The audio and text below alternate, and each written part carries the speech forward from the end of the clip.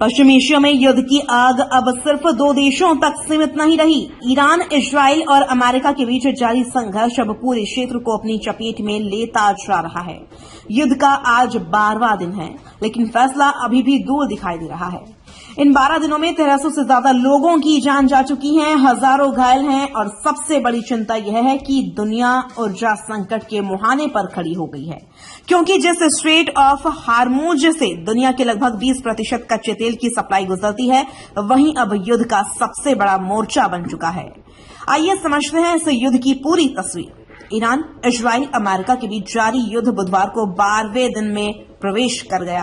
पूरी रात पश्चिम एशिया में air red, siren, missile launch और हवाई हमलों की आवाजें गूंजती रही। इजराइल और अमेरिका ने ईरान के कई सैन्य ठिकानों पर हमले जारी रखे, तो वहीं ईरान ने भी जवाबी कार्रवाई करते हुए इजराइल और क्षेत्र में मौजूद अमेरिकी सहयोगी देशों को निशाना बनाया।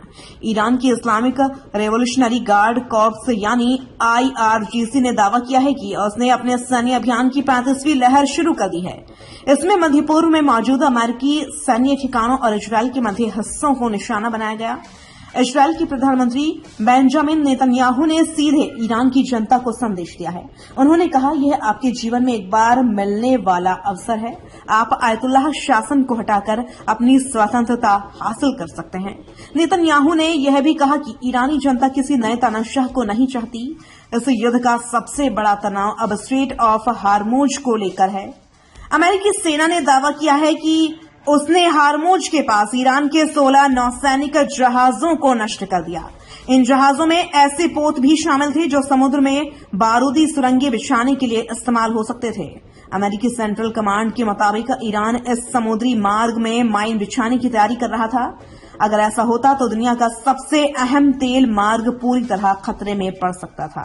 संयुक्त राष्ट्र में ईरान के राजदूत के अनुसार युद्ध शुरू होने के बाद अब तक 1300 से ज्यादा नागरिकों की मौत हो चुकी है। अलग अलग देशों में नुकसान का आंकड़ा इस प्रकार है। ईरान 1300 मौतें, लगभग 12,000 घायल। लेबनान 570 मौतें, 1444 घायल। इजराइल 13 से 18 मौतें, करीब 2000 घायल।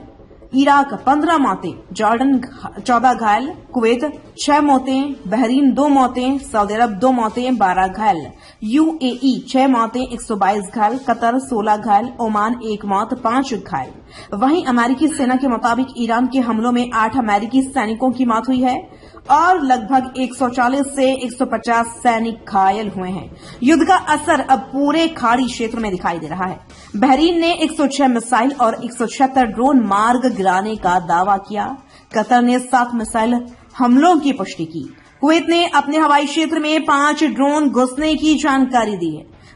सऊदी अरब ने 4 ड्रोन और 7 बैलिस्टिक मिसाइल रोकने का दावा किया। वहीं UAE ने कहा कि युद्ध शुरू होने के बाद से उसके खिलाफ 1475 ड्रोन और 260 से ज्यादा बैलिस्टिक मिसाइलें दागी गईं। दुबई के अंतर्राष्ट्रीय हवाई अड्डे के पास 2 ड्रोन गिरने से अफरा तफरी मच गई। इस घटना में 4 लोग घायल हुए, जिनमें एक भारतीय नागरिक, एक बांग्लादेशी और 2 घाना के नागरिक शामिल हैं। हालांकि एयरपोर्ट अथॉरिटी के मुताबिक एयर ट्रैफिक सामान्य है और कोई फ्लाइट रद्द नहीं हुई। इस बीच अमेरिका ने एक अहम कदम उठाया है। वाशिंगटन ने इजराइल से कहा है कि वह ईरान के तेल और गैस ठिकानों पर हमला फिलहाल रोक दे। अमेरिका को डर है कि अगर ऊर्जा ढांचे पर हमला हुआ तो आम नागरिकों को भारी नुकसान होगा। खाड़ी देशों के तेल ठिकानों पर जवाबी हमले शुरू हो सकते हैं और वैश्विक तेल बाजार में भारी उथल पुथल मच सकती है। ईरान ने दावा किया है कि उसने इजराइल और अमेरिकी ठिकानों पर अब तक का सबसे बड़ा हमला किया। ईरानी मीडिया के अनुसार तेल अवीव में तैनात अमेरिका का पैट्रियट एयर डिफेंस सिस्टम भी नष्ट कर दिया गया। Nova segment operation true promise 4 Iran ने एक वीडियो जारी कर कहा कि उसने ऑपरेशन टू प्रॉमिस 4 की 37वीं लहर शुरू की है।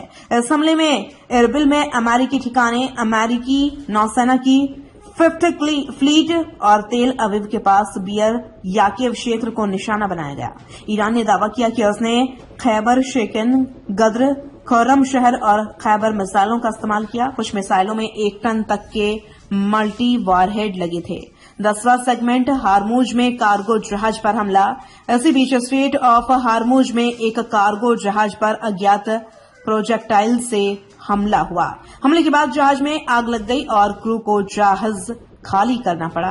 यह घटना दुनिया के सबसे अहम समुद्री व्यापार मार्ग पर हुई है, जहां से एक दिन लाखों बैरल तेल गुजरता है। तो साफ है, यह युद्ध सिर्फ ईरान और इजराइल की लड़ाई नहीं रहा, अब इसका असर पूरी दुनिया की अर्थव्यवस्था, ऊर्जा, बाजार और वैश्विक सुरक्षा पर पड़ रहा है।